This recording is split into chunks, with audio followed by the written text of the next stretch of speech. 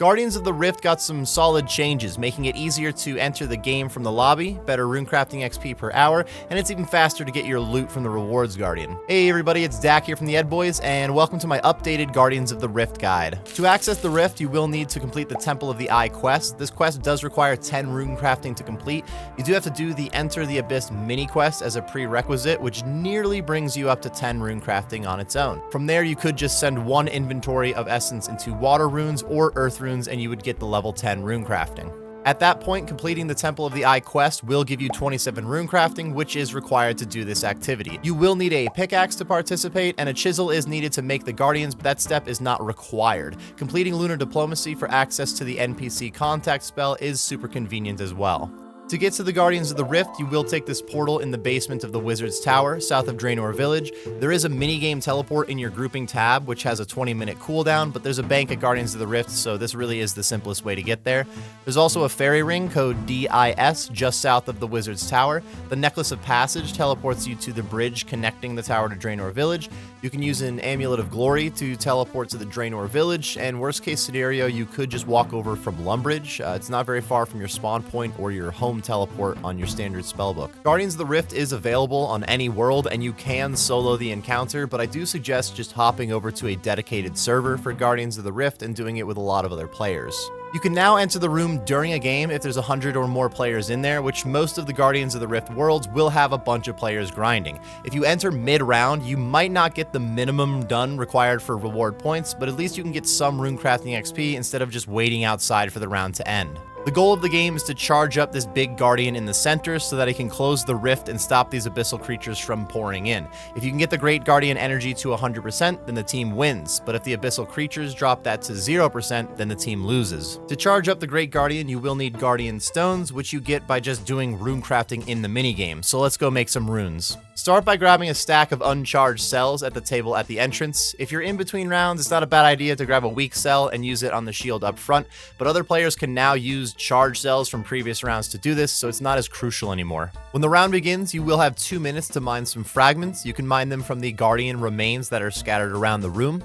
If you have 56 agility or higher, you can use this shortcut on the east side of the arena to mine from the large Guardian remains, which do give you the most fragments. If you don't have that agility, you can still mine from the Guardian remains for your Guardian fragments. Those are going to be fine. Varrock Armor and the Celestial Ring both work for extra fragments, but they are not required. When the 2-minute timer is just about up, you can run over to this workbench and start turning your fragments into Guardian Essence. Guardian Essence is just like pure essence, so you can store it in the essence pouches, and that is what we're going to be using to make runes. For more information on essence pouches, skip to this time presented on screen where I will discuss the Colossal pouch and the mechanics. Once you're full of essence, you can see in the top left that there's currently 2 runecrafting altars open, 1 elemental and 1 catalytic. Higher level runes are better for runecrafting XP, but there's a few factors when choosing an altar. When you eventually get your rewards, you do have to have points from both types of altars. It is very easy to catch up on one of them if you haven't been keeping them even though, so you don't have to overthink which altar to use. You do still need the runecrafting level required to make the runes, and you have to complete any quests required to make that rune in the first place.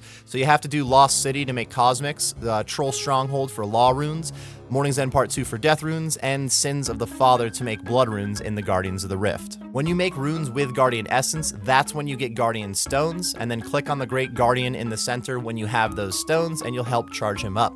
You also have a chance to make a portal talisman anytime that you make runes, which can then be used to go back to that altar even if that portal is not open by the Guardian. This can be nice for making any specific runes. If you're trying to make only law runes or something, you could get some extra portal talismans. Every 2 minutes or so, a portal will spawn, which can be used to teleport to the mine on the west side of the arena. Mining from the huge Guardian remains gives you straight up Guardian Essence instead of those fragments. So basically every 2 or 3 runecrafting trips, you can mine from these instead of having to use the workbench to make more fragments, which does save some time. If you picked up some uncharged cells before you went and made runes, you also will charge one of those up.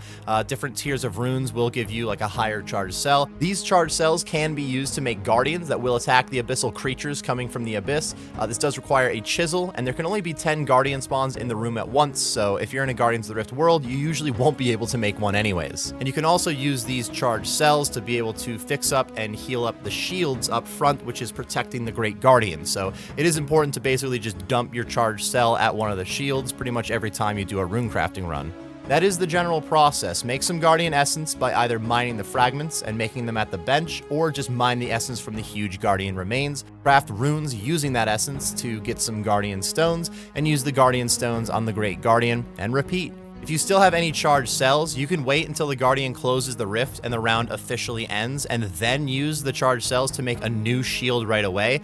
This way players don't need to go get a weak cell and wait for the round to begin to use them. You can just charge up a shield and then go wait by the mining spot for the round to begin. This incentivizes players to build up the shield early on, which makes it extremely unlikely to lose the round right after you're done mining, and you don't miss any mining time if you help out with the shield anyways. This is just better for consistency at Guardians of the Rift. When your essence pouches degrade, they will hold less essence, and eventually they will disintegrate, so you do need to repair them. The best option is just to use the NPC contact spell between rounds and call the Dark Wizard who lives in the Abyss, and he'll repair them for you. Now you can also spend Abyssal Pearls to repair your pouch at Guardians of the Rift as well. Apprentice Cordelia will repair your pouches for 1 Abyssal Pearl apiece.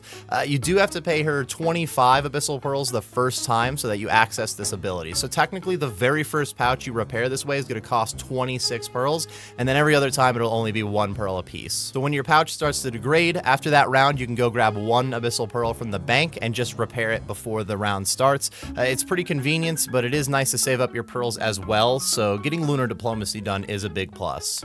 If you have any questions about the general mechanics of Guardians of the Rift, let me know in the comments and I'll get back to you as soon as possible. The XP per hour from Guardians of the Rift is pretty solid. It's not the fastest runecrafting XP in the game by any means, but it is also more engaging and features unique rewards compared to those methods that get more XP. The XP an hour did get a small boost from the Guardians of the Rift changes. The rounds are a lot more consistent now that players can charge up the shield a lot easier before the round starts, and you do get more XP out of like using a lot more charged cells on the shield as well. Not that they like boosted the XP overall a ton, but it is more consistent than it was before. Making higher tier runes during the round also can result in more XP per hour, but anywhere from 50 to 65k XP an hour towards like a high runecrafting level is very reasonable. Obviously lower runecrafting equals less XP per hour, and plus you are getting a little bit of XP in both crafting and mining while you do this. And let's talk about that rewards system at Guardians of the Rift. During the round, you do gain elemental and catalytic energy. Which type of energy depends on which type of rune that you make. Every 100 energy you get during a round, you will get 1 reward point for that type of energy. Any leftover energy does have a chance to get converted into an extra point. In other words, if you get 500 elemental energy, you'll get 5 elemental points. If you got 600 elemental energy, you would get 6 points. But if you got 550 energy, you would receive 5 points and then have a 50% chance to get that 6th point. When you go to claim your rewards, each reward costs 1 elemental and 1 catalytic point, so you do need to craft both types of runes while you're grinding. It doesn't matter if you go a few rounds only getting elemental, then a few rounds only getting catalytic, or if you try to keep them even every single round. Just know that when you go to pull the rewards, you are going to need a point in each energy type. This reward guardian outside is where you can get your rewards from. You can right click on them and check the guardian to see how many rewards that you have. The search option is going to pull 1 reward at a time, and the big search option that they added will pull 5 rewards at a time, so you don't have to stand around as long if you saved up a lot of points. The rewards are mostly runes and talismans. They did change it so that the talismans are noted, making you have to bank less often while claiming rewards, and there are a few unique rewards as well. The Abyssal Pearls are pretty common. They're used basically as a currency here at Guardians of the Rift. You can use these to repair your pouches at Apprentice Cordelia, or you can trade Apprentice Felix for various talismans and other rewards. In Felix's shop is where you can purchase your Raiments of the Eye outfit. If you're wearing this outfit while runecrafting, you do make bonus runes, though you don't get any extra bonus runecrafting experience while wearing it. It's 10% bonus runes for each piece of the outfit, and then an extra 20% if you're wearing the full thing, for a total of 60% bonus runes, which is actually pretty massive. The full outfit costs 1,350 Abyssal Pearls, which is an average of 680 reward pulls, and yes, that is a lot, but that's because the outfit is very powerful. You can also pull Abyssal Dyes from the Reward Guardians, which can be used to recolor the Raiments outfit. The Ring of Elements can be purchased from Felix. You can charge it using air, water, earth, fire, and law runes. 1 of each rune is required per charge, and then you can use this ring to teleport near any of the elemental altars. You do have a little bit better than a 1 in 10 chance to pull an essence pouch that you don't already own. That would be the small, medium, large, and giant pouches. These pouches can hold essence for you to make more runes per trip to the altar. This works for rune essence, pure essence, day alt essence, and in this case, of Guardians of the Rift, guardian essence. Each reward pull has a 1 in 300 chance to give you an abyssal needle, which can be used to combine the other 4 pouches into a colossal pouch. This does require 56 crafting to combine them and make the pouch.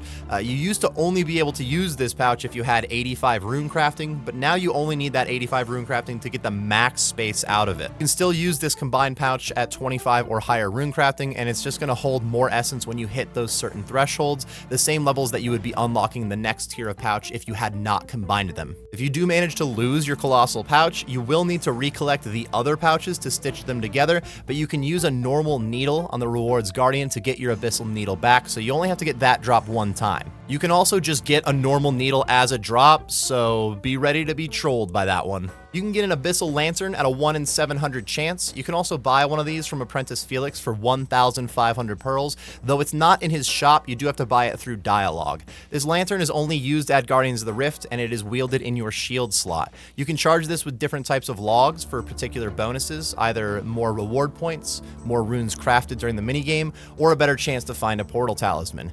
You do need the fire making level that you would normally need to light those logs as well, so you'll need 90 fire making for redwood logs, but those redwood logs are very powerful since your pouches will no longer degrade, and it gives you a 5% bonus to rewards points and 5% bonus to runes crafted. The Guardians of the Rift does have its own unique pet as well, the Abyssal Protector. You have a 1 in 4,000 chance of getting this pet, which is very rare, so best of luck, pet hunters. If you still have any questions about this guide, be sure to let me know in the comments and I'll get back to you as soon as possible. If you enjoyed this video, be sure to like and subscribe for more content. Also, follow me on Twitch for some live content, which should be linked on the screen and in the description. Thank you very much for watching, everybody, and best of luck on your Guardians of the Rift grind.